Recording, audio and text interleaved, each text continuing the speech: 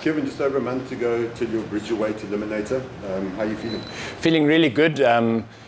Pete put together a perfect game plan. As always, it's just up to me to stick to the game plan and to do what I do best. But in terms of conditioning point of view and physical and mental well-being, I'm really in a good space. Your last couple of fights, you've gone from cruiserweight to heavyweight, now back to Bridger. How does that play on your preparation?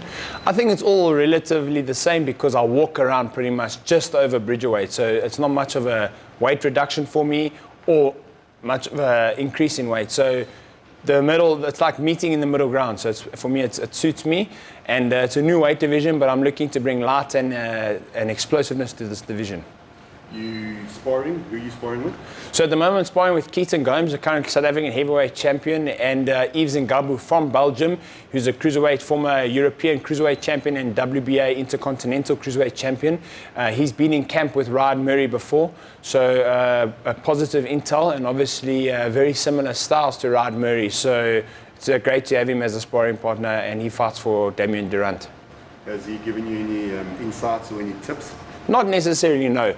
He's obviously just told me this is the type of fighter Merhy is, but not like he does this or does that. He just told me this is the type of fighter he is, and I got a game plan. I got to stick to my game plan in order to beat Ryad Merhy. In the cruiserweight, you were supposed to fight him, and then you got injured. Yes. So you've obviously spent a hell of a lot of time studying him and understanding how he fights. Most definitely, and also obviously Peter's put together a game plan for when we're meant to fight at cruiserweight, so we know what we have to do. Obviously, he's now not cutting the weight, and neither am I, so we're both probably going to be physically stronger, more explosive, but the game plan remains the same. I don't see how he would have changed his style in the last 2 years, and I also haven't changed my fighting style, but I have a fighting style that is very hard to read, so I think that is the biggest attribute that I'm bringing to this fight. Big fight, WBC eliminator. Nice to have it at home. Most definitely. It's thanks to Golden Gloves and Rodney Berman for being able to put the show on back at home. It's good to return home, obviously, after being in the UK. And WBC, it's always been a dream to hold the green and gold, and I think this is just another opportunity for me to win a world championship and to reach greatness.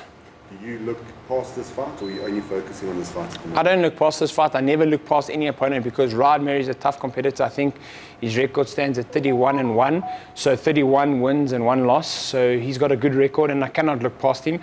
All eyes are on Ryad Merhy, and when I tick that box, then we'll look to see what's next. Do you go into this fight as the underdog or the favourite? I think it's pretty even. Even on the bookmakers, the World Sports betting, I think it's pretty even. I think they got him at even money and me at 8-10. So I think it's pretty even. You know, I think we are very evenly matched. If you look at our records, our resumes, we have the same records, the same resumes, same size. So I think the betting's pretty even. But I know that in my mind, I've always got that underdog mentality, and I need to be victorious. Do you think there's a weakness that you're going to exploit in him? Yes, I think he's never fought anyone of my caliber, and not to discredit him or anybody that he has fought, but I think I do bring something different to the table.